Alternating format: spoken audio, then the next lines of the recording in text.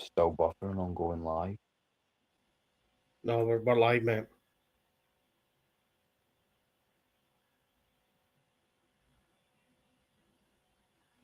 There we are. Ladies and gentlemen, boys and girls, children of all ages, Clydeside, Stateside, worldwide, it's time for you all to rise up once again and join us. The Scottish Falcons are back in flight with episode number 39 tonight. And as I say, I'm rejoined by my co-host with the most, the original Scottish Falcon, Dynamo Des Stevenson, because we finally got settled on that tag name. Aye. So how are you tonight, Des? Glad to get Fine, that mate. win under our belts for one thing, eh? Aye. Fine, mate. Fine. Look, but quite a bit of nice day here in Portugal, so I got quite a bit of sun. So, I think I'm starting to feel it now, mate. It's you know, I mean, you take us Scots out of Scotland, mate. We don't like the sun too much, so yeah. So it's been a nice chill day. So looking forward to talking about that game on Thursday. Yeah, it was a fun one, but shout out to the guys in the chat just first off. Another one of the frequent flyers, he's down there in every chat. Floyd, rise up, my brothers, rise up, Floyd. Good to see you as always. How you doing, mate? But I mean, yeah, let's get the band-aid off and fly straight into it.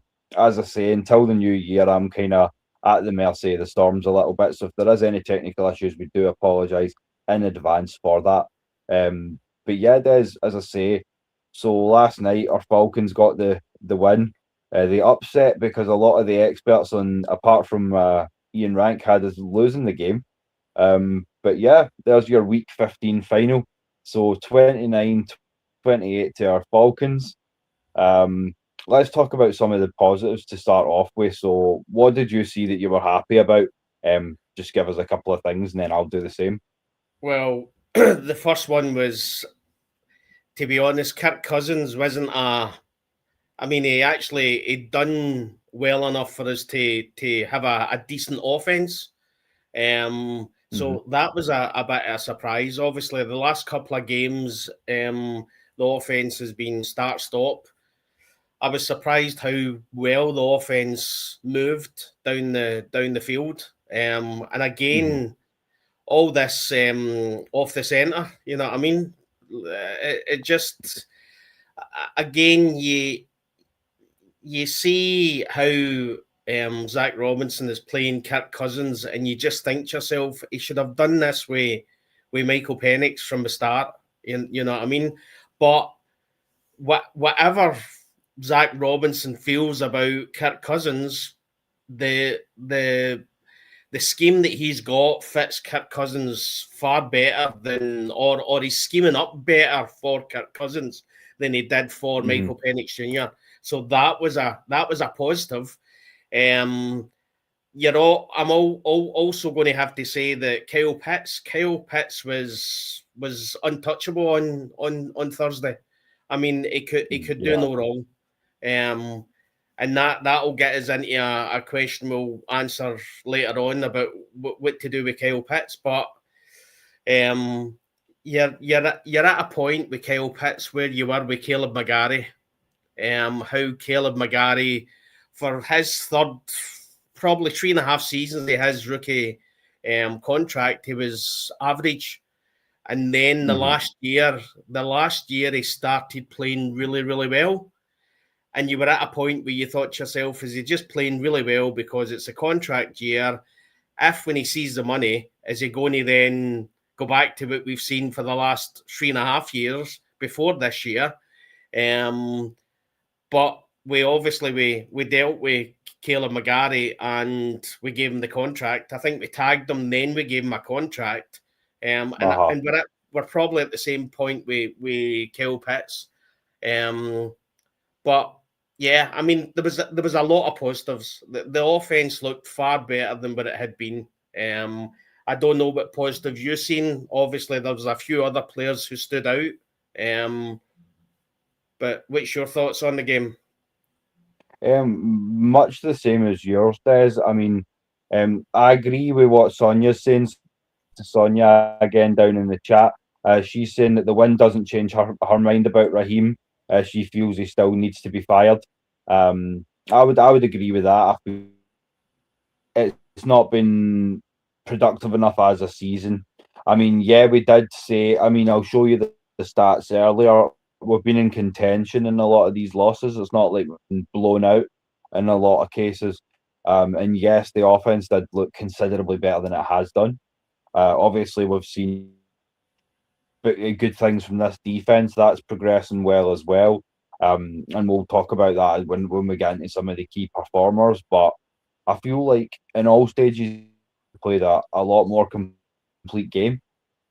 I feel like the penalties were what killed us because, I mean, the NFL record was 23 penalties in a game held by the Raiders, and we had 19. So we were almost historically bad. So, like, as I say, it's something that, again, that I've got a talking point for, but we always make history in just the strangest ways possible, don't we, Des? And the Bucs declined, I think, three penalties. So the Bucs, so it could have been 22. Yeah. What I mean, yeah, we can get into this. I mean, it was an ill-disciplined game from the Atlanta Falcons. If there's, I mean, there'll be people out there shouting that, yeah, this shows. I mean, I've seen it in X. When they had nothing to play for, they went out and played for the coach. No, they didn't. That's players. The players are too proud. The players, they're winners. These guys are winners. I've said all season that this team was winning in spite of the coaching staff. And it was down to the fact our stars got the win. I agree. Yeah, this is something that I was talking about with Mad Mike and the boys the other night after the game. Is a lot of people were going, "Oh, is this finally the coaching staff getting things together?" And I went, "No, this is our stars finally coming out to play. What stars we had available to us that were not injured stepped up in a big way. Bijan Robinson, Kyle Pitts, James Pierce Jr. And I just feel like that's something that's maybe been missing in a few of these games. But as I say, I don't feel like it's really going to be enough to save Raheem. I feel like his goose is cooked, so to speak.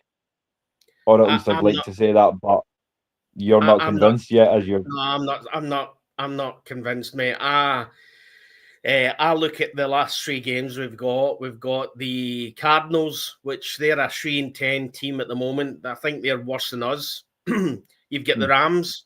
Now, I'm sorry, but Sean McVay ain't gonna go out full pelt on Raheem. And then you've got the Aints. Unless it's an embarrassing, horrendous, terrible loss to the Aints.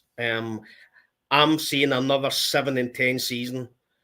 And as you said, that game showed to me that we're out the playoffs. We've nothing to play for. And then it just felt as if the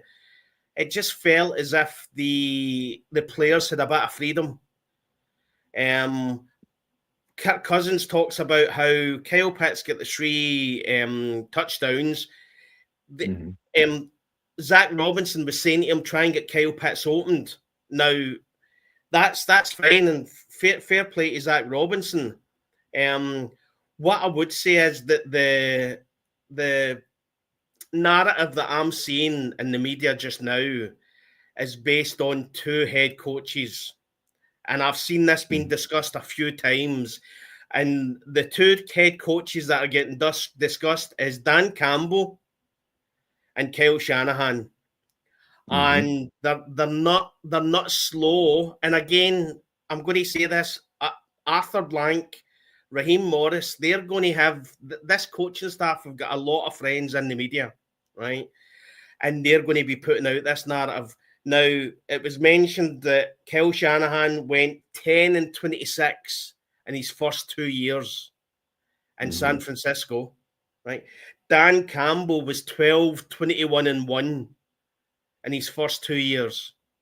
Now, the difference that I see from they two, and this is a narrative I'm hearing in the media, that's how I believe that Arthur Blank, Rich McKay, they're putting it and they're starting to put it out there that, I mean, obviously Ian Rappaport came out and said that what he's hearing from Arthur Blank is that it will all be dealt with at the end of the season. Now, and that's Arthur Blank. That's the way Arthur Blank normally does it, except for Dan Quinn. Dan Quinn should never have got the 2020 season, right? But again, that was the fact that it was a bad 2019, and the last couple of games it started to look better, right? Now the issue I see is that the other teams and other coaches that they're talking about, the San Francisco 49ers and the Detroit Lions, they were bad when they two coaches took over, right? I don't believe that last year our team was bad enough to go, what was it, 8 and 9? 8 and 9. When at one point we were sitting 6 and 3. And I don't think we're bad enough to be sitting at is it 5 and 9, 5 and 10? Yeah, 5 and 9. 5 and 9. And that's what I was going to say, Des. I mean, shout out to everybody down in the chat. Shout out to Ricky. Good to see you back as well. And there was someone else, Tony Hall as well. Hey everyone with the red and black. Great to see you, Tony. And Sonia was also saying about the flags as well. 19 flags as an embarrassment. As a head coach, how can Raheem be happy with the win? Well, I think you're still happy with the win because, I mean, as I say, the Falcons continue to do Falcons things.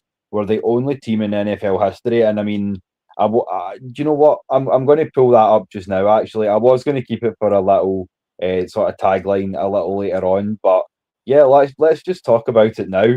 Why, when this team makes history, must it always be in such strange ways?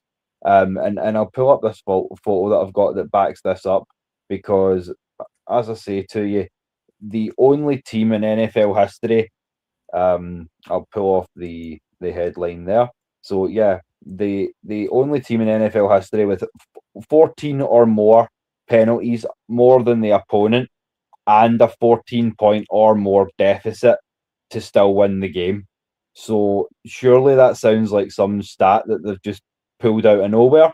But no, legitimately, it was confirmed on X. So we got the win, but it's a game we probably shouldn't have won by all accounts, Des, but that's nothing new this season. Ill-disciplined. It was ill-disciplined.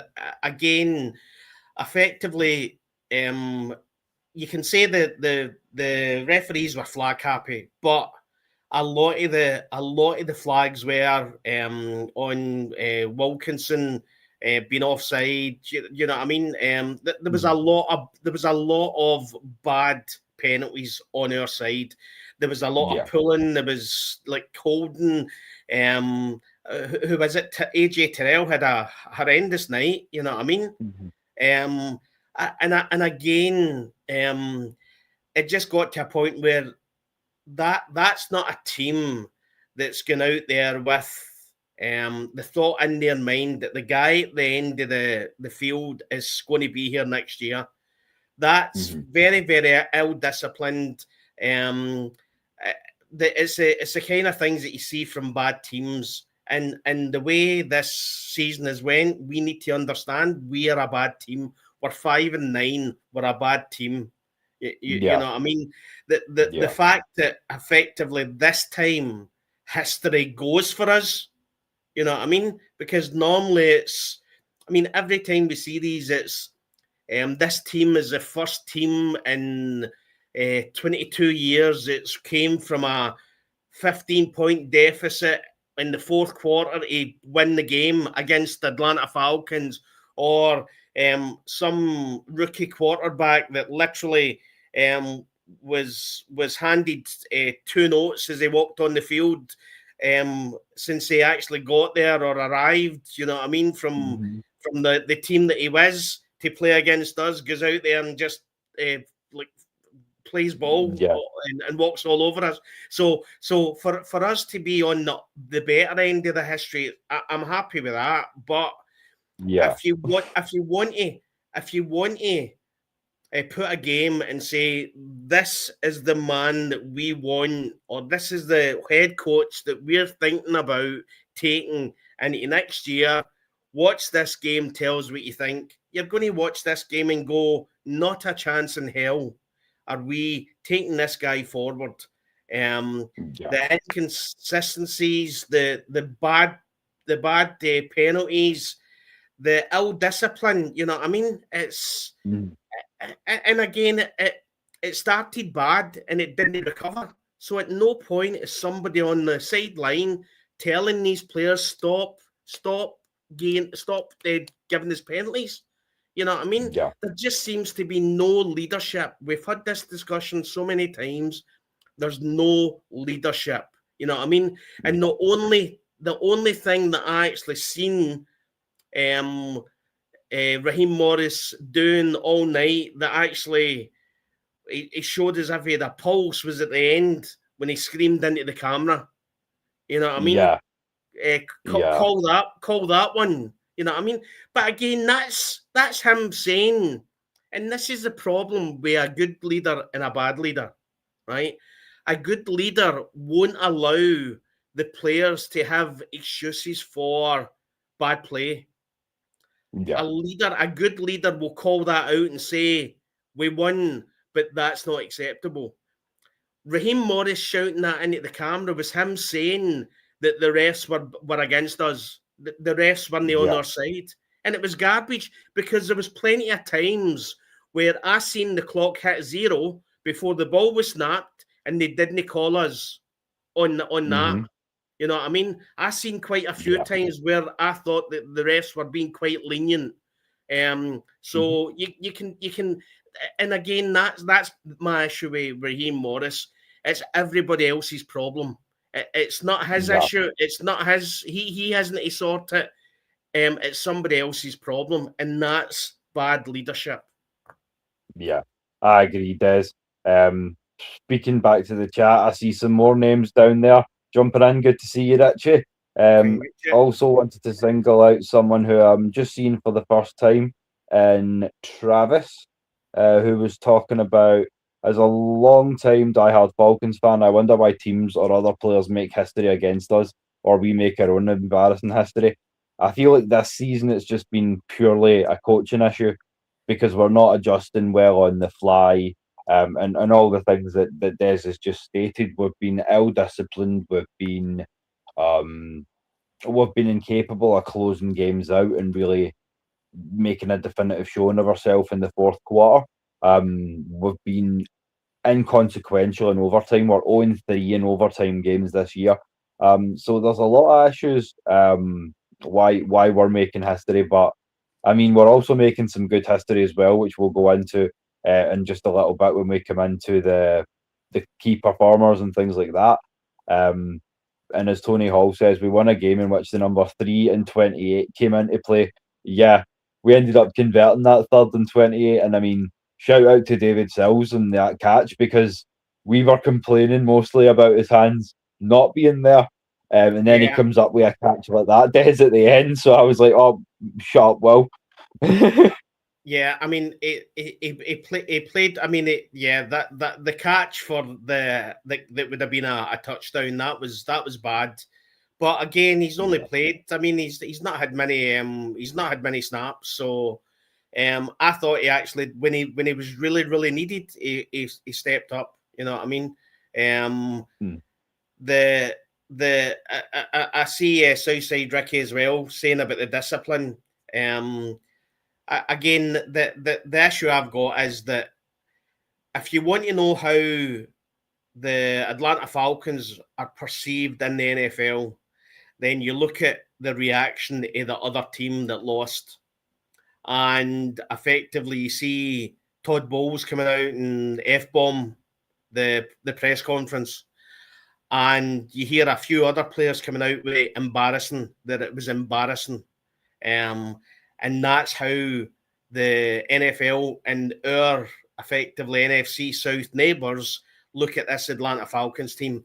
They deem it embarrassing that they lost to us. Now, yeah, they were 28-14 in front. So Yeah, it was embarrassing, but they deem losing to us as embarrassing. You know what I mean? And that tells you all you need to know about how people perceive this Atlanta Falcons team and why you get teams like the Miami Dolphins beating us and the New York Jets beating us. Teams that are bad beat bad teams, and we've done that for quite a few years. We done it in the Arthur Smith era, where we were beating the bad teams and we were getting close to beating the good teams, but we always lost. And again, that's a sign of a good team and a good leadership, is that when they get close, when the games are close, they can always get it over the line. Good teams find ways of winning, and Atlanta Falcons are a bad team and they can't find ways to win. Yeah, I couldn't agree more, and that's why, as I say in the kind of the banner, so to speak, it wasn't perfect. Like, yeah, it's another win in a game where we, in a lot of ways, maybe shouldn't have won, which isn't the first time we've done this season. But not going to lie, 5-9 sounds a lot better than 4-10 at this point. But let's not. All we would say to you Falcons fans is try not to let it be more than it is.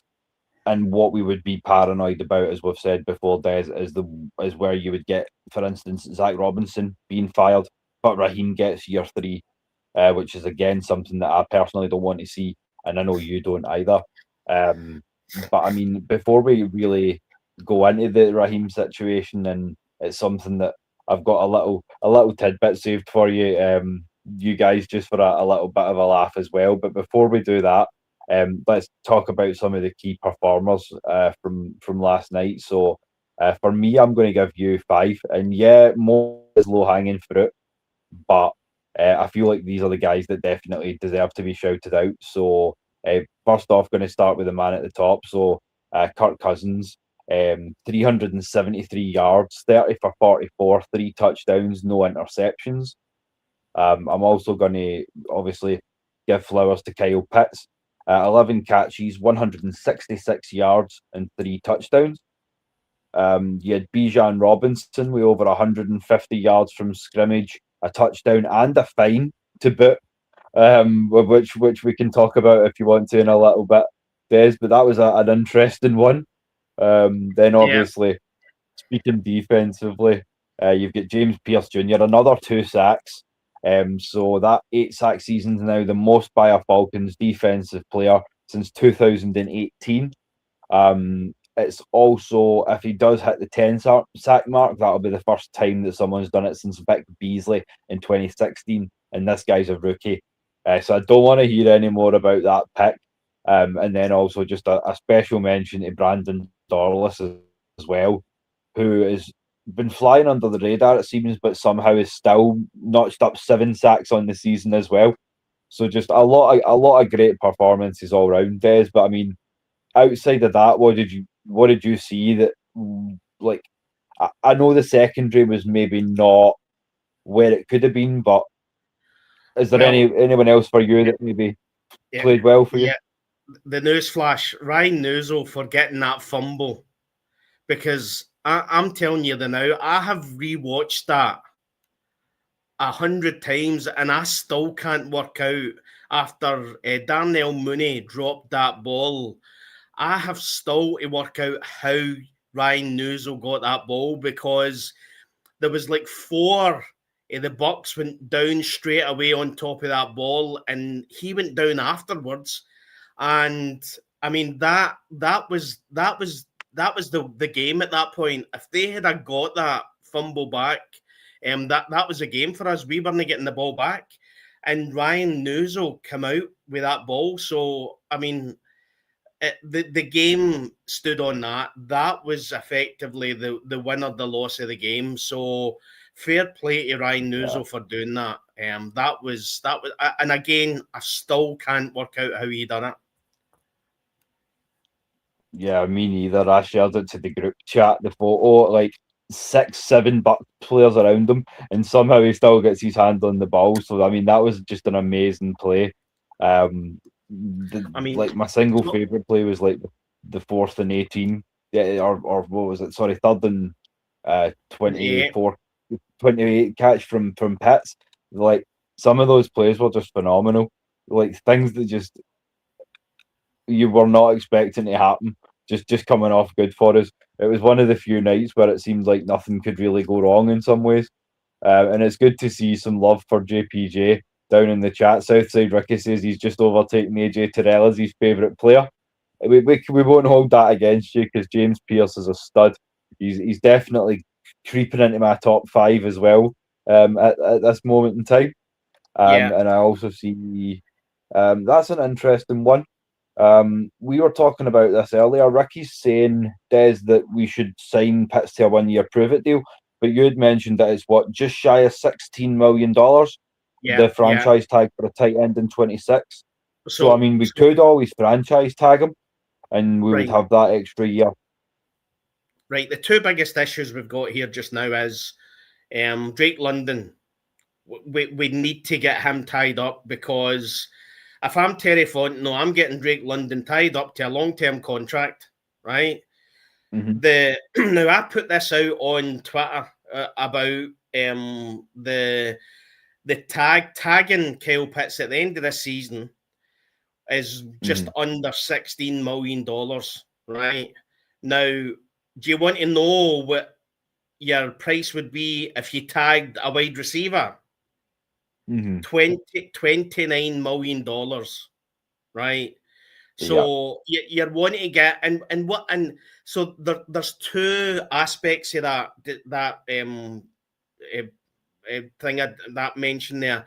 The first thing is that you would rather tag Kyle Pitts, right? Because it's only costing you just under 16 million. Effectively, Kyle Pitts has showed that if you work him right and you work him as a wide receiver, this is what happens. So again, the way to look at it is you've got $13 million of saving if you tag Kyle Pitts as a wide receiver, because he is a tight end, but you're going to work him as a wide receiver. And you get Drake London signed up, contract dealt with, over the line, sorted. The fear I've got with Drake London is that if I'm looking at this team just now and the results that they're going with, if I'm his agent, I am absolutely going to rob Atlanta Falcons blind to get the best contract that I can get. If my star wide receiver is staying in Atlanta, if he's staying here with no chance of effectively getting to the playoffs for the foreseeable future, potentially, then I want to make sure that he's got the coin. You know what I mean? And that's the biggest issue. But it's definitely Drake that's the big issue, because, as I say, the money that you would be paying to tag a wide receiver versus a tight end, as you say, the amount of money that you could get could then be used to bring in a free agent wide receiver too, or something like that. Because I see your point there too, Ricky, about Darnell Mooney. I feel like he's not completely cooked. I know he's still not 100%, but he's not a 2, he's a 3 for me. He's a good 3, but he's a 3. So we need to be looking at draft or possibly free agency to bring in that too. But yeah, regardless of everything else, we need to get Drake locked up long term. That's what I'm doing first and foremost before I do anything else. Probably after that, I'm looking at Algier. See on Darnell Mooney. So if we have Darnell Mooney next year as a post-June cut, we save $12 million.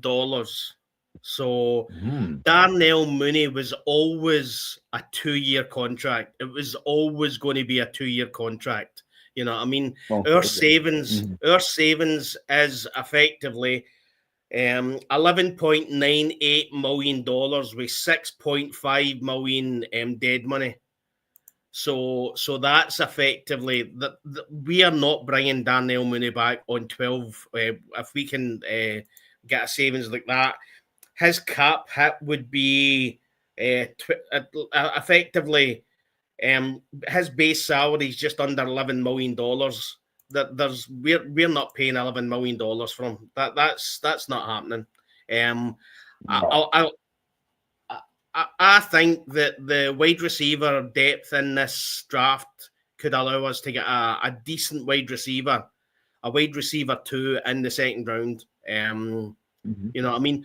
I would honestly say that again, D. Alford's play this year, it means that a cornerback isn't as high as a priority as we thought it was going to be. I think in the last couple of games, he's come into his own. And to be honest, AJ Terrell played really well at the start of the season, and he's went off the boil. You know what I mean? Yeah. He had a terrible game against the Bucs. I've seen an interesting point during the game. Someone said that D. Alford's a 45% player. He only turns up 45% of the time, but when he does, you usually get something great. And I went, no, it seems like he's finally been putting it together. So I've been glad to see that. But do you know what, Ricky? You've got some people on the panel here tonight. You know, your boys, the Scottish Falcons, will back you up, because we make no secret. We'll scream for the rooftops about how important we feel it is to keep the 1-2 punch intact in Atlanta. Like, as I say, we've been trying to will it into existence to actually get Tyler on the show and have a chat with him, because, as I say, we've got a lot of love for what he brings to this offense too. So yeah, you're not the only one at all, Ricky. Don't believe that. And again, looking at that's as you say, Tyler Algier. The biggest issue we've got is what we're going to do at quarterback for the start of next year. Yeah. If Michael Penix Jr. isn't, and to be honest, we've seen with Kirk Cousins at the start of 2023. Am I right? 2023, yeah. That effectively coming back from an Achilles tear.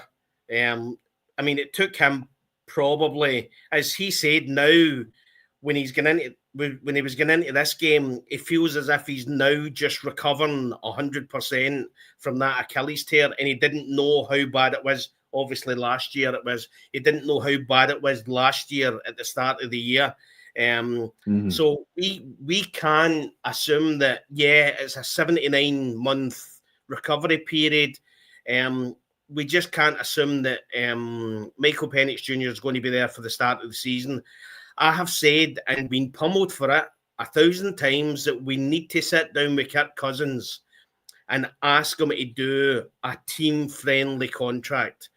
The problem we've now got is that if you're a head coach needing a quarterback and you've just watched Kirk Cousins tear the Bucs apart in Thursday Night Football, Kirk Cousins effectively have just put, I don't know how much money on himself in that game for next season. And that's the biggest thing. The biggest thing is that there's going to be teams out there that are prepared to pay him $40-45 million for a season. You know what I mean? Whereas we should be looking at the fact that he's took so much money from us in this contract that he should do a team-friendly deal. Now, we know that's not how him or his agent works, but the difference this time is that his wife's from Atlanta. I'm pretty sure she would love to stay in Atlanta. They've got young kids that want to stay in Atlanta. So if I'm Terry Fontenot, I'm sitting down with Kirk Cousins and say, Kirk, listen, you know the situation. We've got an injury-prone young quarterback that we believe in, but we need to have somebody like you there to step in if he has more injuries. Let's agree a decent 2-year contract. We'll get it signed up, and that'll keep you in Atlanta. You might not always be playing, but we've already seen that when you hit the field, you're going to do well. And that would allow us then to just kind of chill out. We know then we've got a bit of more money from the cap that was going to hit us with the Kirk Cousins 3rd-year contract. That would then allow us to get Tyler Algier set up. get Drake London a new contract and tag Kyle Pitts. Yeah, that sounds like a great setup to me. Ricky, I will throw my hands on in terms of number 2 receivers coming off the market. I don't have a lot of names to hand for you right now, but that's something I can definitely look into for you. Des won't be here with us on Thursday. It'll be Vinny the Falconator and I, but we will take a look at some of these receivers for you if that's what you want to see, and we'll see what we can kind of do to kind of tease up a bit of a pass catching game for next season if we possibly can. So don't miss Thursday's episode. As I say, and I'll do my homework for you and get back to you on that. I know there's bound to be a few names in there that we can definitely use. But as I say, in terms of what we're going to be giving up and all that good stuff, I'll get the details on that for you just in the next couple of days, Ricky. But on terms of your other comment there, Des, you've got to agree with that. Defensive Rookie of the Year at this point has got to be James Pearce. I'm struggling to see anybody discussing this, mate, apart from Falcons fans. Now, he's just went 6 games in a row with a sack. Last player to do that was Micah Parsons. Micah Parsons in 2021. He's literally destroying every other. I mean, it's him at 8 in the rookies, and then Jalen Walker at 5.5. So he's. I mean, you're still seeing Abdul Carter, who's been not great at all. You're seeing Abdul Carter getting discussed. For me, the issue I've got with these things is, and I said about the Pro Bowl and everything, it's a popularity contest. And the problem that James Pearce Jr.'s got at the moment is that he's in a bad team. But that makes it even more impressive that he's actually hitting and doing and I mean, it's not just these sacks, it's the pressure he's getting on. I mean, there was Baker Mayfield. There was one time where Baker Mayfield is literally throwing it and James Pearce Jr. got his hands up and touched the ball as he's throwing it. So, I mean, the pressure that this guy has got, I mean, all I'm saying is that we won the trade. We got literally. I seen them. One of the guys, Scott Karasic, saying that effectively we could have potentially 3 defensive rookie players of the year, and Xavier Watts, Jalen Walker, and James Pearce Jr. Where I think we're still in 3rd spot in sacks for the NFL. I mean, it's. I mean, the upside down world of the Atlanta Falcons. We solve our pass rush, and then everything else goes to shit. You know what I mean? The one thing it's as if we're jinxing away, mate. That we're effectively we'll give you this, but we'll take everything else away. You know what I mean? It's like that's just when you think it's going your way, they give you with one hand and take with the other. They just don't like us to have nice things. That's all it is. But yeah, I think he might well prove us right, Ricky. I think this might be your first 10 sack guy, and I feel like maybe Jalen could possibly end the season with 7 or 8 too. So I mean, the future looks bright when you're talking about that front 7 and on the defense as a whole there. So I'm looking forward to seeing what next year brings. Obviously, depending on what happens with the quarterback position, because that's going to be important. There's no that's it. And that's what Des was saying a couple of episodes ago too, Richie, is if we could get a player in the 2026 draft cycle who would come up and get 8, 9, 10 sacks, we would not be having people naysaying. It's the fact that we gave up to get, but I don't feel like we really gave up that much. We took a 3rd swap, we took Watts, and we moved up, and we gave up a 7th. So it was really nothing. It was negligible. So I'm just saying that our 2026 picks out there hunting. That's all it is, Des. I mean, what I said is statistically, if we stayed in the 1st round, if we hadn't gave that first round pick away, and we had drafted somebody in the first round that had the statistics that James Pearce Jr. has now, would we have been happy? And we would have been. So effectively, all we've done is we brought it forward a year. So instead of waiting to 2026, we brought it forward a year. You know what I mean? From my point of view, I actually started seeing, I've seen a few fans of other teams discussing the fact that they didn't take James Pearce Jr. We could have took James Pearce Jr. Now that's when you know it's a good draft. When somebody, they 25 teams before, or sorry, 24 teams before, are saying we took this guy, we could have took this guy. You know what I mean? And it was all down to effectively they had questions on his character, and he's answered them. I mean, tenfold. I mean, the guy is just it's beautiful to behold. It's beautiful to watch when you see him. You know what I mean? It's great. It's great watching the defense and watching the Atlanta Falcons defense not having this frustration all the time when you see players literally just getting held back constantly, and the quarterback having kind of an hour to decide where he wants to throw the ball.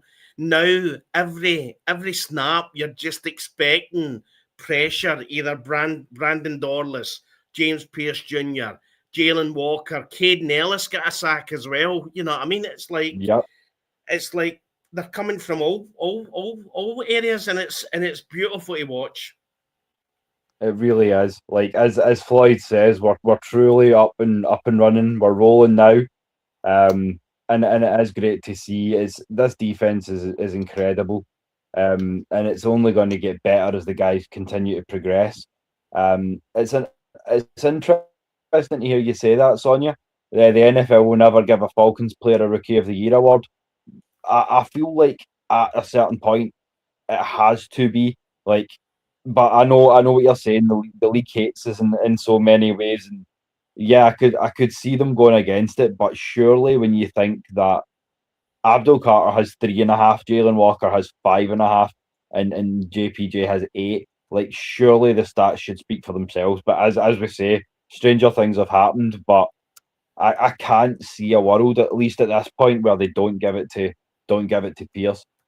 But I mean, it would just be one more thing to tag on to this season, wouldn't it, Des? If they like, how many times have we been so close and yet been criminally missed?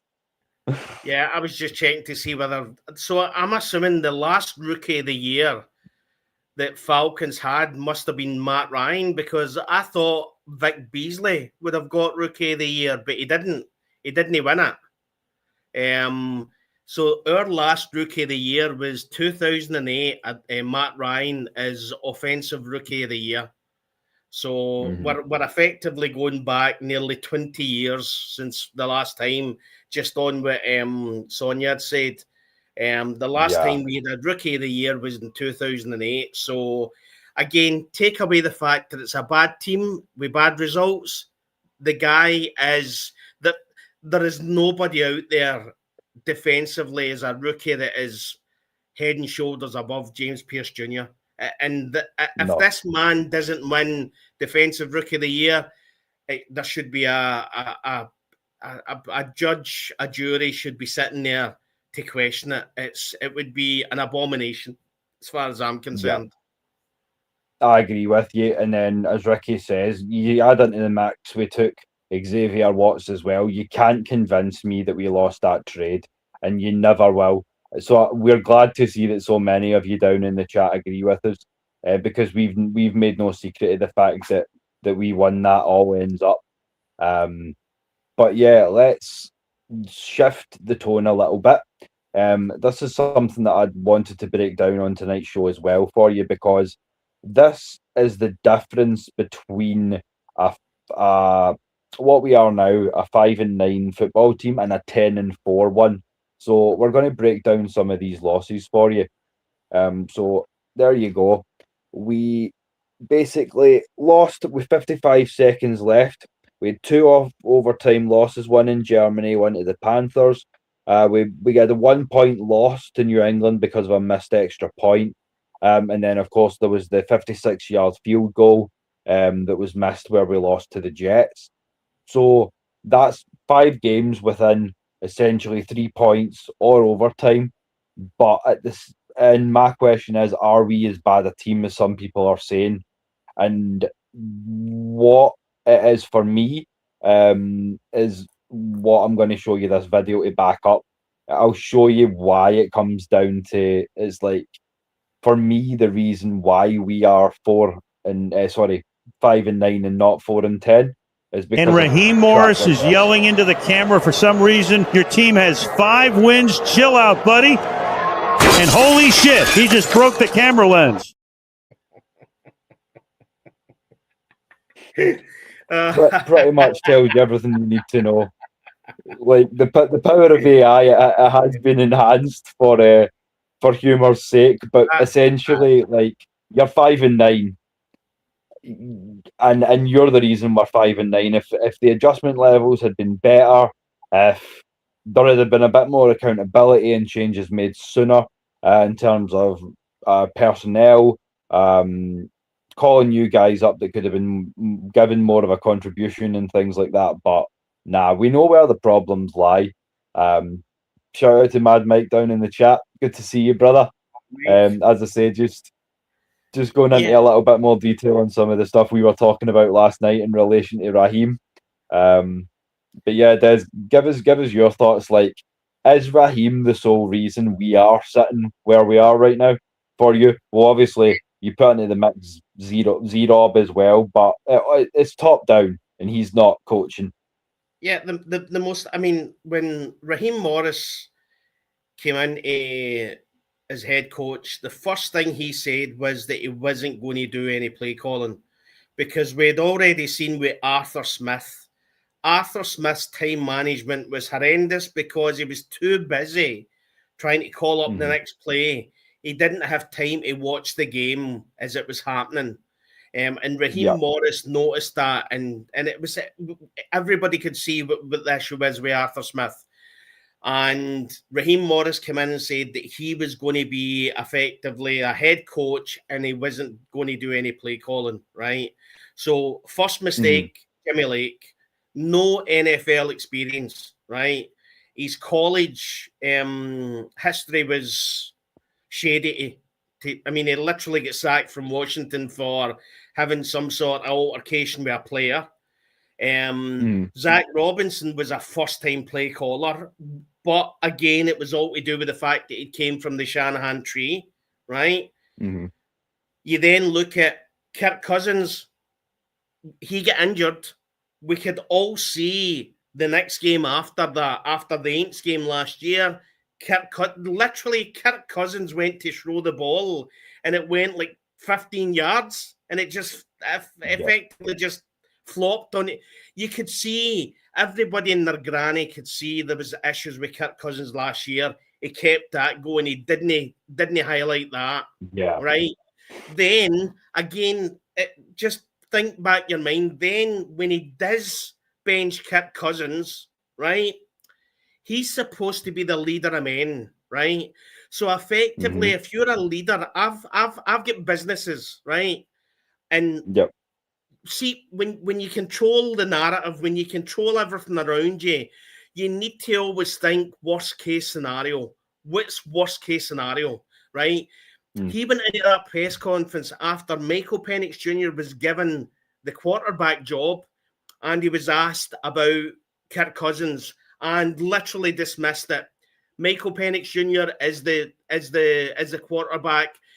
He got asked if Michael Penix Jr. starts as a rookie, starts struggling as a quarterback. No, Michael Penix Jr. is the quarterback. There won't be any change. And he literally dismissed Kirk Cousins as, you're out here. You're gone, right? Not thinking worst case scenario, what happens if we can't trade him away? We don't get the right compensation and he's here at the start of the year. And worst case scenario, what's the worst case scenario? Michael Penix Jr. goes out, gets injured, and Kirk Cousins in, right? That's Yep. and believe it or not, I guarantee you Kirk Cousins is thinking about how he was treated then and how Raheem Morris treated him. At the end of the day, you treat every one of your players with respect until they're out the door. As soon as they walk out the door, doesn't matter anymore. But that's when I started seeing that was last year. That's when I started seeing that Raheem Morris wasn't the leader that I was wanting him to be. When he was literally, and you would see press conferences as well this year, when he was effectively unknown to himself, him and Zach Robinson were throwing players under the bus. You know what I mean? Yep. They were saying it wasn't on the scheme. It wasn't on the play calling. Right, okay, if it's not on the play calling, who is it on? You know what I mean?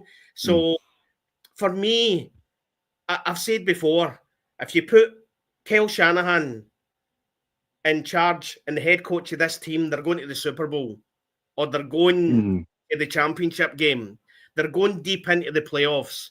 Or Sean McVay. You bring Sean McVay in and you give him this crop of players, I guarantee you, this team is one of the Super Bowl favourites.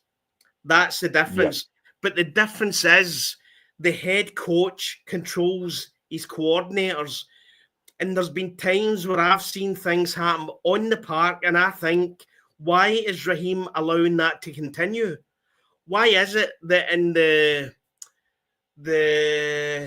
Carolina Panthers game, the first Carolina Panthers game, when we tried to run the ball and we weren't successful, how we just threw that out the window and then tried to go into the passing game?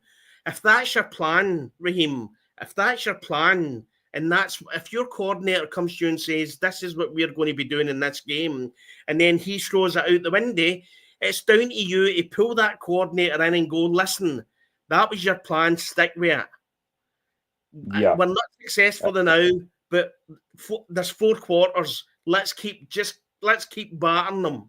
You know what I mean? He didn't do that. So for me, I agree. For me, the fact that we've won 5 games is on the fact that we've got such a good team and we've got such amazing weapons and we've got a decent defense. It's not on anything.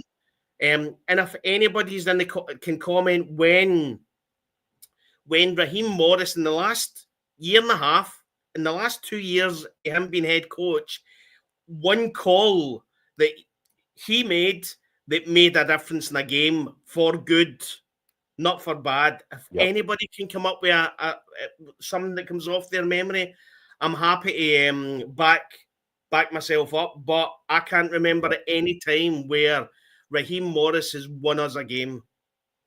No, that's facts. Like, it's not the first time we've driven home that narrative, Des. And as we said to you guys in the chat, I think one of the things that keeps you coming back is sometimes we don't tell you what you want to hear, we tell you what you need to hear. And again, as we've said multiple times, bad coaches can take a good squad of players and make them look average, even if you've got some elite bodies there. Yes, those stars will be able to shine in certain areas, and that's why we're 5-9. It's why Bijan still has 1,000-yard season. It's why James Pierce Jr. still has his 8 sacks. It's why Drake London is still a top 5, top 8 receiver in the league, and all these things, because stars are going to be stars, but if they're not coached accordingly, that's where it all kind of falls apart. And I feel like that's been our undoing this season. But yeah, when you're talking about hires, Clint Kubiak's a fantastic idea, and I know it's one that you've been teasing too, Des. As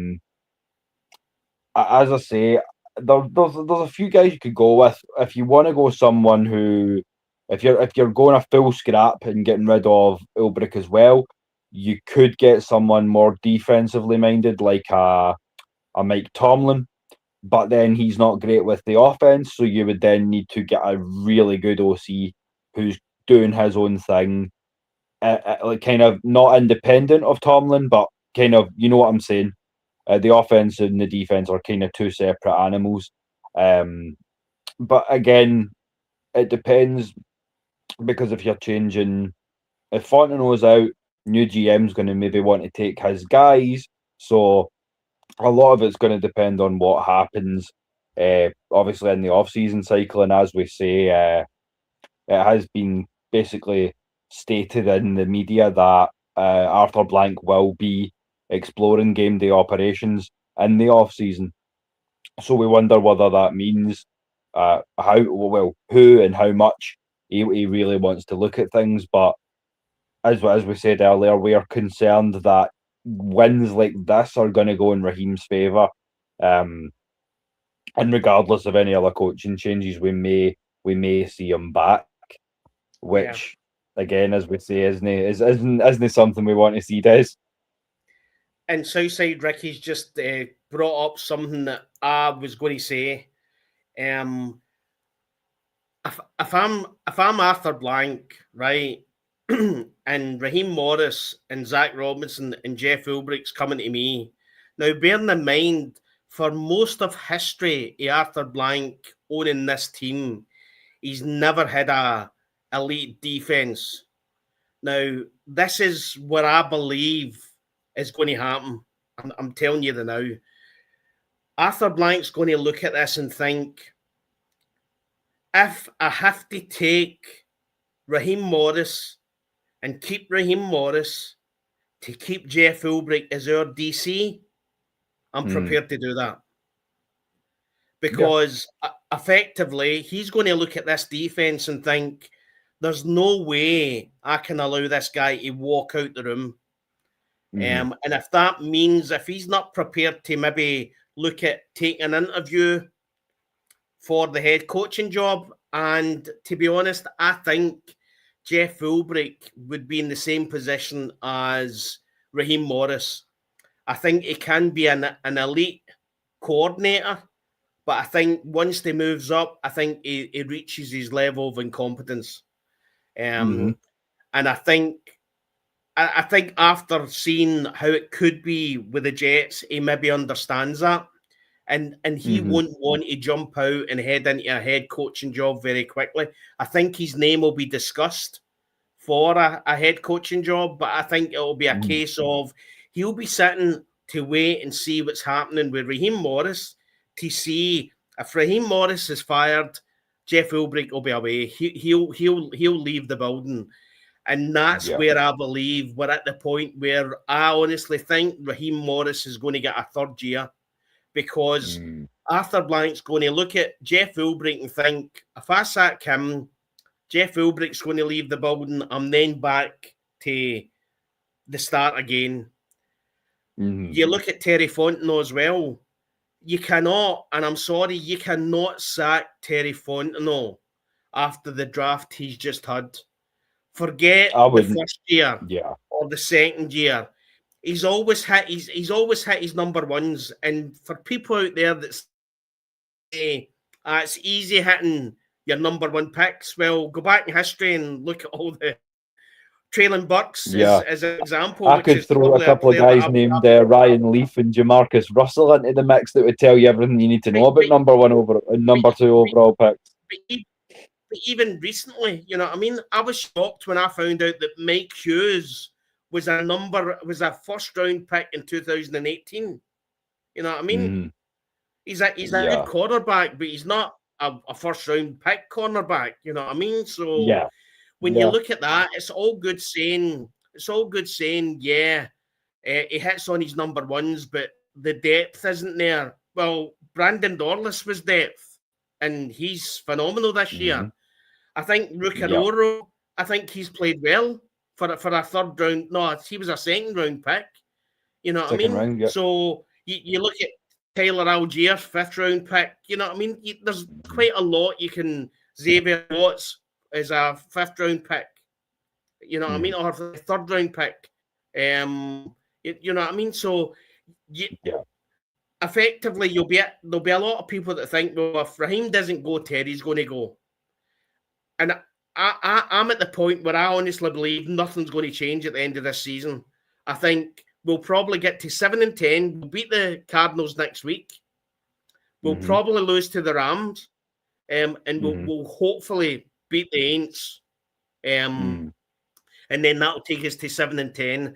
If we hit 7-10 and then Raheem does his magic and brings up the stats like what you've just done, Will. And again, it is true. If you say Tampa Bay Buccaneers, all we needed was Younghoe Koo to kick the field goal. We've won that game, and then the game was it the Washington game. What game was it? The Parker Romo, the New England Patriots game. New England Patriots. Yeah, we've missed the. Yep.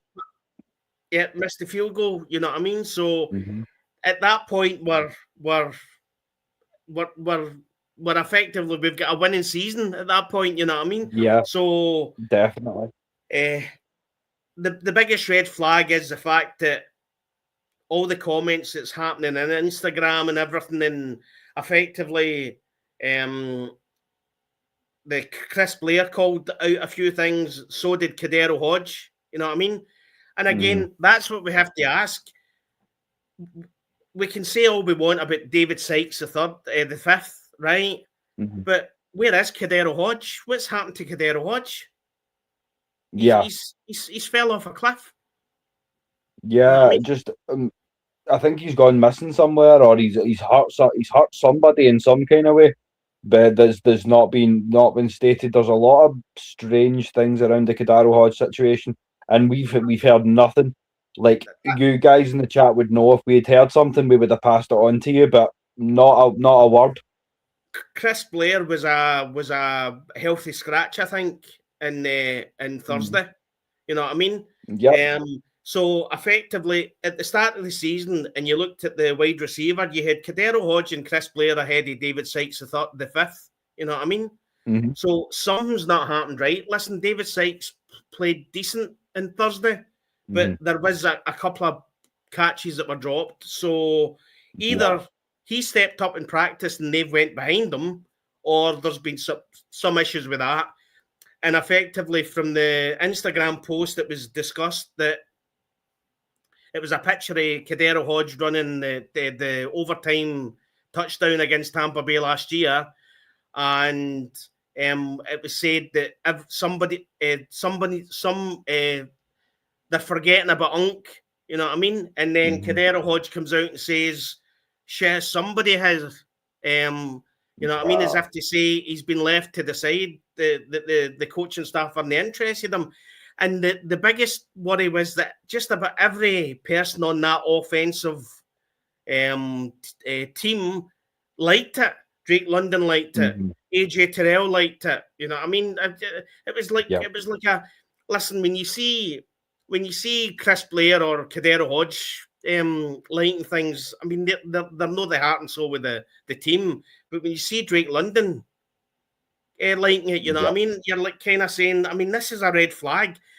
The Ike Hilliard thing after week 3, there's just so many red flags screaming out of this coaching staff that 100%. You're at a point where you think, but Arthur Blank won't see it that way. Arthur Blank will see this defense, see the potential, and think, you know what, I'm going to give them another year. Yep, and that's what worries me. But I feel like at this point we need to double down and be prepared for that situation. Yes, we need a new offensive coordinator for our money. Yeah, I also agree with you, Ricky. We need to get rid of Marquise Williams. We need to improve on that special teams unit. It's not been good enough. And as you know as well, Des, like when I put together my 53, I had Chris Blair, I had Clydeside Hodge, and I had Nick Nash all ahead of David Sills. So this whole thing that's going on right now is a bit of a surprise to me. But as I say, it's once again, it seems like it's part and parcel of ending up coming to the tail end of the shows now. We always have to drop in that it's once again the topsy-turvy world of the Falcons. You never quite know what you're going to get. Upside down world. Honestly, see if they... I always go back to what the Falcoholic and Kevin Knight says at the Falcoholic. It's like being an Atlanta Falcons fan is like riding on a roller coaster with a really, really bad safety record. What I would say is, if somebody designed an Atlanta Falcons roller coaster, it's going to go up, then it's going to go down. It's going to go up, it's going to go down, then it's going to go upside down, and then upside down, and then upside down. I mean, it's going to be, I mean, there would be a lot of upside downs in this roller coaster because that is the life of a Falcons fan. You know, I mean, we literally, I mean, at the start of the season, we had Atlanta Falcons fans cutting their arms off to get a great pass rush. You know what I mean? What limb do you want to give us a good pass rush? Once we get a good pass rush, everything's going to be great. We get a phenomenal pass rush. Everything else is shite. You know what I mean? And then we'll win next year. Maybe you know. This is it. At least teething problems allowed us to kind of get the show up and running. But by next season, we're coming out swinging, so we expect the Falcons to be doing the same, and that's all we're going to say. But you know what? It's not just a topsy-turvy team, Des. It's a topsy-turvy league. Before we close things out, I did want to share one more thing with the people down in the chat, and that's that a little bit of news coming out of Indianapolis is that 44-year-old quarterback, NFL veteran and legend Philip Rivers is likely to be starting for the Indianapolis Colts on Sunday versus the Seattle Seahawks. So one of my sort of tail end of the show questions for you is what even is this league anymore? And obviously it opens up our narrative, as you said earlier, about maybe talking a little bit about some of the Matt Ryan situation after he retired. But I feel like, as we said in the back before the show, he's in for a wake-up call on Sunday. Don't you agree? I mean, contrary to the rumour that I've heard that Taco Bell are desperately trying to get a promotional film out as a sponsor to Philip Rivers. I mean, he's a big boy. I mean, I'm a big boy, but as I said to you before the show, I go back to when they benched Matt Ryan at Indianapolis Colts, and he was out for about 5 or 6, maybe a wee bit longer. And I remember him discussing what he felt like when he came back after being out for like 8 or 9 games. How his arm, he had pain in his arm when he was throwing it. When he gets sacked, it just felt more painful. And that was him still an active quarterback, although he wasn't. He was a backup quarterback. I can only imagine that. I mean, I'll shout out Cam Newton. I mean, what is this guy? What has this guy got to do to get a call up? Because he said that he's kept himself. He's what, 38, I think. He's kept himself active. He's kept himself active, and then you watch Philip Rivers getting signed. You know, it's desperation, and most of the mainstream media are jumping on it and effectively ridiculing it because it is. I mean, it is ridiculous. You know what I mean? I agree. It's completely ridiculous. I feel like I'm going to start calling him Biscuit Rivers, because I feel like he's walking around about a biscuit short of 280 right now, and it's not the position you want to be in when you're coming back to essentially a competing or a team that's trying to at least compete. So yeah, I feel like I'm going to watch the game just for posterity, or at least the highlights, because it will be interesting at least, if nothing else. But no, as I say, it's if you ever get like sad or worried or concerned about how weird the season has been from a Falcons fan perspective, just remember that the whole league's fucked. It's not just us, so that should give you a little bit of respite with that as well. So just before we do wind things down, I would remind you, as you've seen, there's been 2 debuts this week with Raymond and with Dan, who we were thrilled to share the panel with for the Tampa Bay game and the win. As I say, Jameris wasn't quite able to get on tonight and join us, but he'll be coming on soon as well. Des, as we said, he's travelling back home to Alba from Portugal on Thursday, so it'll just be me, and as we've teased, the Falconator Vinny will be with me, so we'll be doing that. And as we say, Ricky, to your question earlier, I will make sure that by Thursday I get a look at those receivers for you, and we'll have a look and see what we can do to kind of put a nice offensive kind of plate together for you, at least in theory, and see where we can go from there. But before we kind of shoot off and give you back your evening, you all know how we like to do at the end. We always like to put it back to yourselves. But before we do, if anyone does want to join the Kilted Revolution, come on with me and Des, talk some Falcons and earn your kilt. Then we'll give you the socials near the end of the show, just where you can get at us. But shout out to your guys on X, Des, because once again, that seems to be where a lot of love's coming from. Yeah, absolutely. And if we can get some people onto the panel, so that when I'm actually on my holidays, I can actually be on my holidays. That would be great. Maybe for April or March or April, maybe next year when I'm probably back. So. Well, that's what we're striving for. So if you want to make sure that we can get Des away and he can actually chill and enjoy the sun, and he doesn't have to be doubling down as well for his hotel room, then that would be lovely.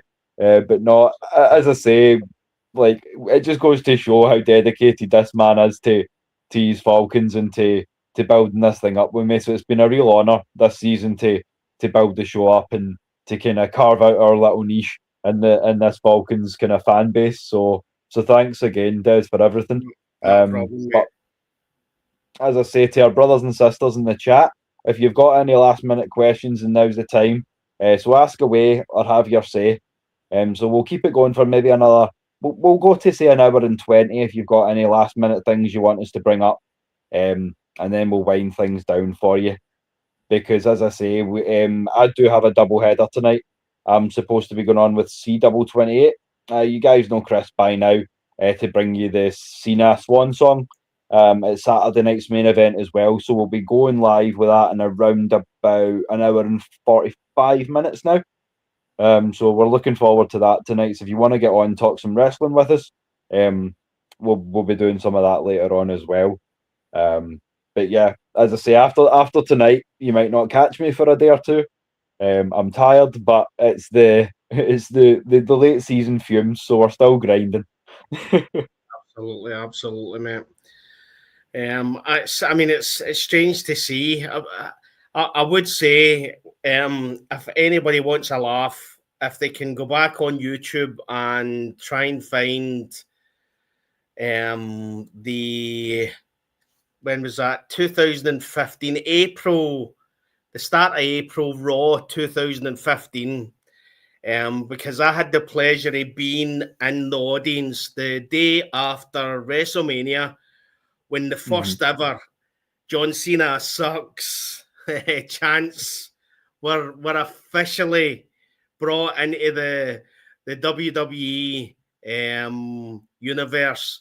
And it wasn't just a small chant, it was like everybody. So fair play to the guy. He's put up with so much abuse, but I think the way he looks at it is, as long as you've got an opinion on him, he's doing his job right. So I hope he has a great retirement. I think he's probably going to make a lot of money in the movies. So I'm sure you'll have plenty to talk about in the later on show, mate. Yeah, I'm really looking forward to it. As I say, although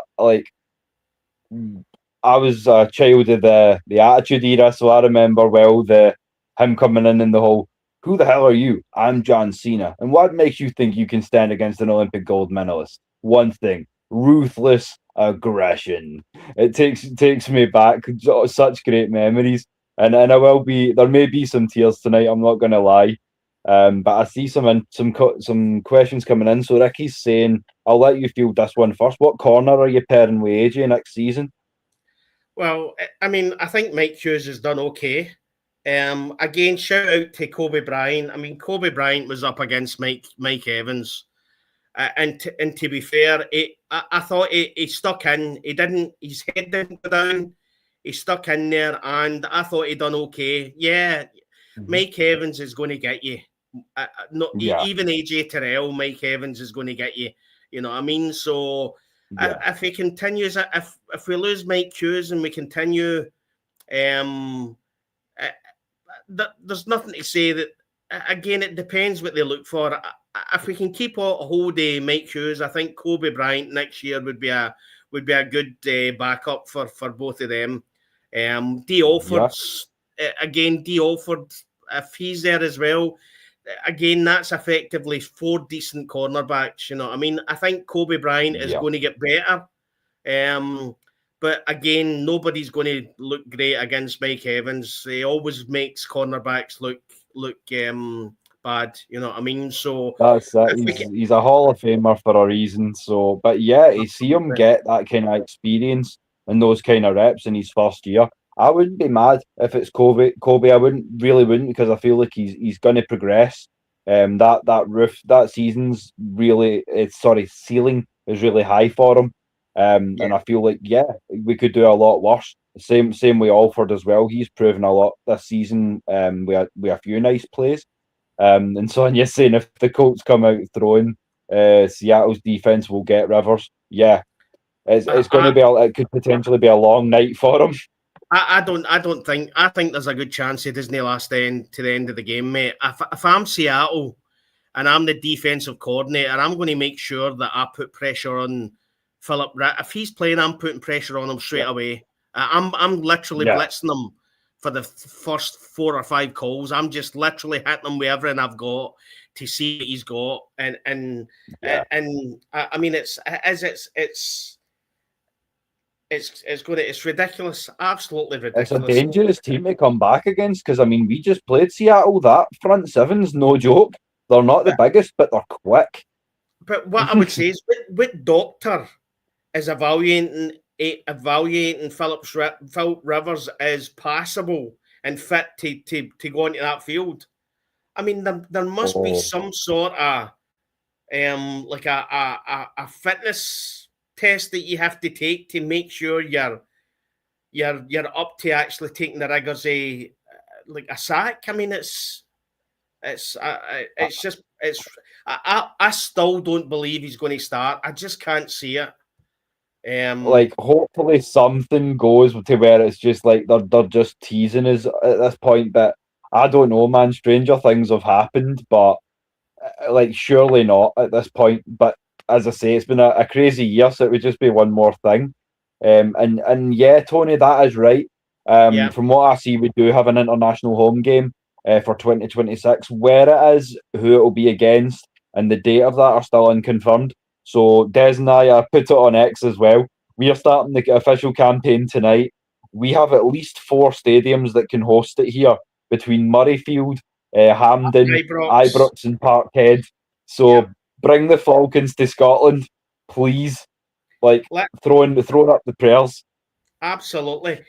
What people need to understand is the UK is not everybody. When they say that they're playing 2 or 3 games in the UK, it's actually England, right? Yes. It's a bit like saying that when they're playing World Cup games in Atlanta, it's like saying that they're playing a World Cup game in the US, but you're in California.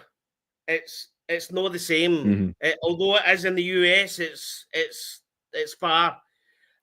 From American point of view, it's not far. It's literally, I mean, it's probably, if you were driving it, it'd take you 7 hours to get there. You fly it takes you an hour, but it's the cost associated with going to London. London is one of the bigger cities, and it costs a lot of money to get hotel rooms. The tickets are expensive.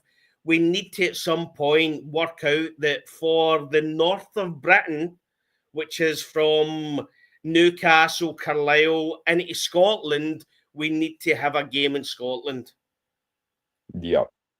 Like we can. I'm not even taking the Falcons. I'm not even speaking about the Falcons specifically here, but the level of passion for the NFL in Scotland is massive. There are so many fans for all 32 teams, so I feel like getting an Edinburgh or a Glasgow game would be great because essentially, as I say, if you've got 3 games, then there's nothing wrong with doing your Irish game, your London game, and then maybe one in Scotland and one in Manchester. and then you're spreading it out a lot more across the British and Irish Isles. That's all we are trying to say. We are, as British diehards, we just want to see Britain well represented.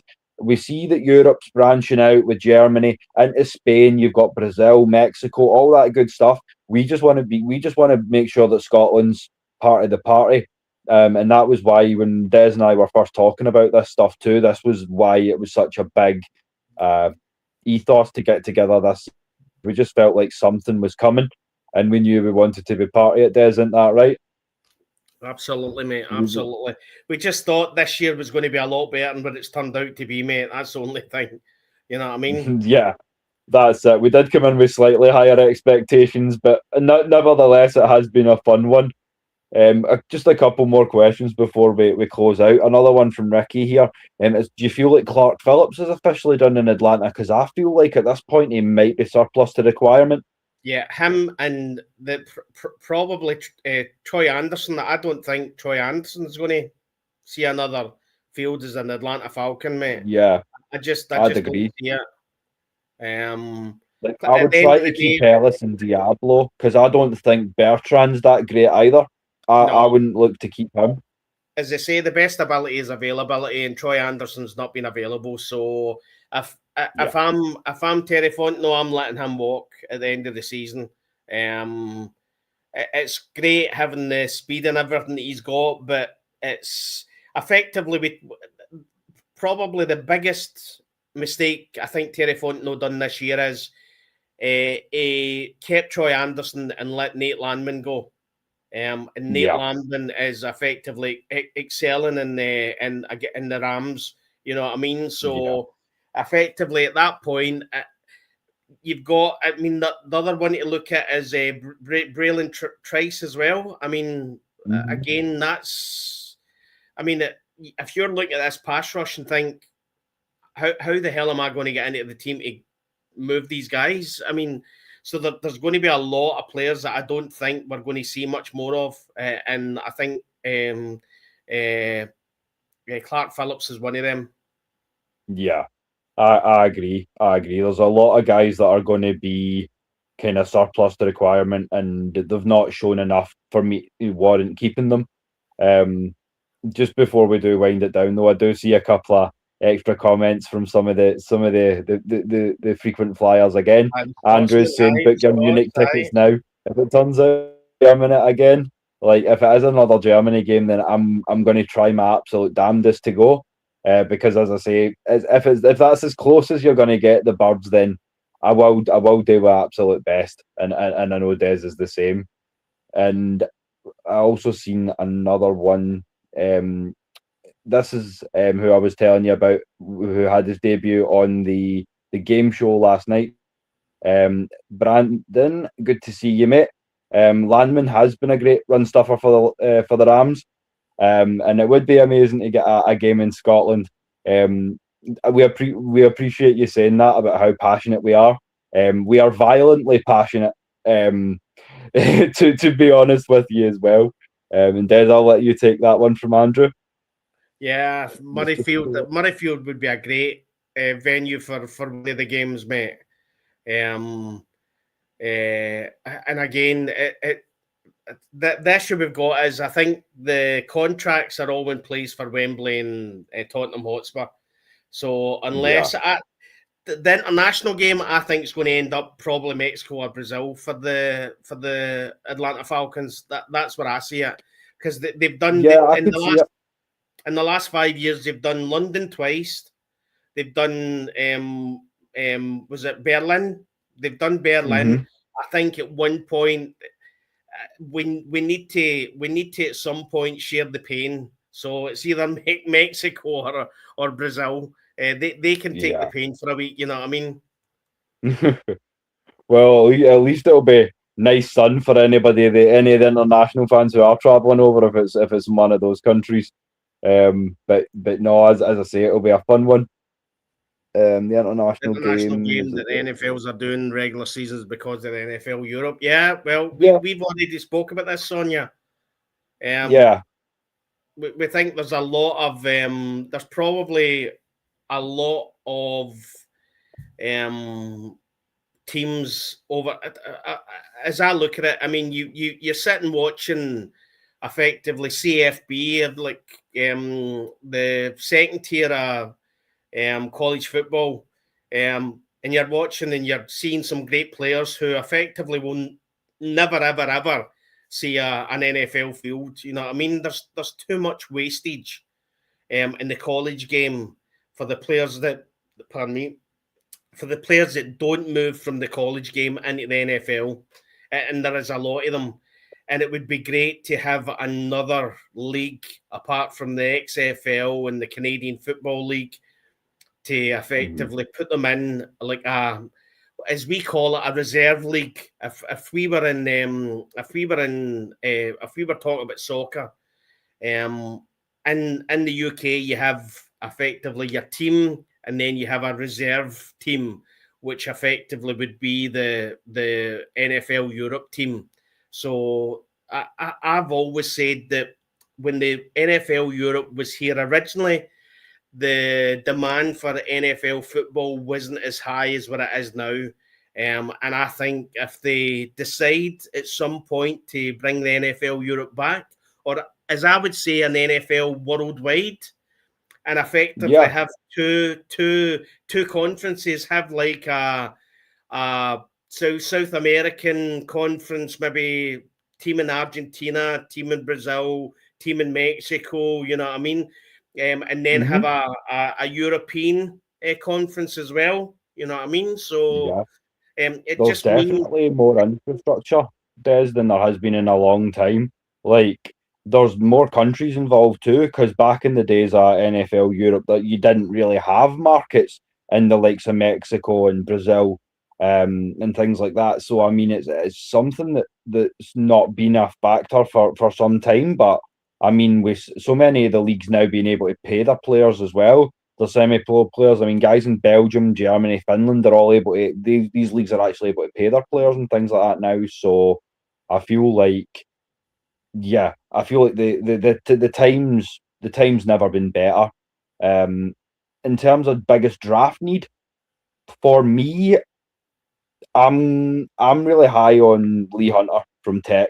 I want a £320 nose, and I'll tell you why. For as effective as Dorless is, he's a bit on the smaller side. He goes about 290, 295. But even with those numbers, if you've got another big body in there, you're freeing up Dorless, you're freeing up Pierce, you're freeing up Jalen Walker for single teams. And I feel like that's where we're missing. In addition to that, I'd like a true wide receiver too. Absolutely. If I can come out the draft with that, then I'd be happy. How about you, Des? Yeah, literally. The first thing I was going to say was a nose tackle. We need a massive big nose tackle, and then wide receiver. I think Kobe Bryant showed that I don't think there's as much need at cornerback. I think safety's in a good position. We've got Helms as well when he's not injured back. So wide receiver for me, first is going to be a big nose tackle. Absolutely, somebody to effectively put the run game to bed for the other team at any time. You know what I mean? So, and although the pass rush and the defensive backs are doing really well, they are a bit on. Some of them are a bit on the small side. You need a Calais Campbell kind of player. You know what I mean? Just in there, just a big player, just ready to just stop that run. So I agree, and a decent number 2 wide receiver, absolutely. Yeah. And then maybe a guard tackle flexible guy just for depth after that, because I feel like we don't need centre anymore. I feel like Ryan Newsell's finally progressed to a level where I'm happy with him. But we could be doing with maybe one more depth piece on that O-line as well. But apart from that, I mean, that's kind of how we would feel going into the draft. But as I say, like, great questions from all of you tonight. We really appreciate you. Oh, he's up here again. I'll just pull Andrew's message up. As a home team, they're more likely to go somewhere where they have international rights. Obviously I think they've got international rights in Germany, Andrew. So that's probably why you had mentioned earlier about Munich. So Yeah, I mean, the issue I've got with them going to Germany next year is that effectively that'd be 2 years in the trot that they're in Germany, Andrew. So that, I think that's probably the NFL would look at that and maybe look down on that. They don't really want two teams to be there at the same time, like a year after each other.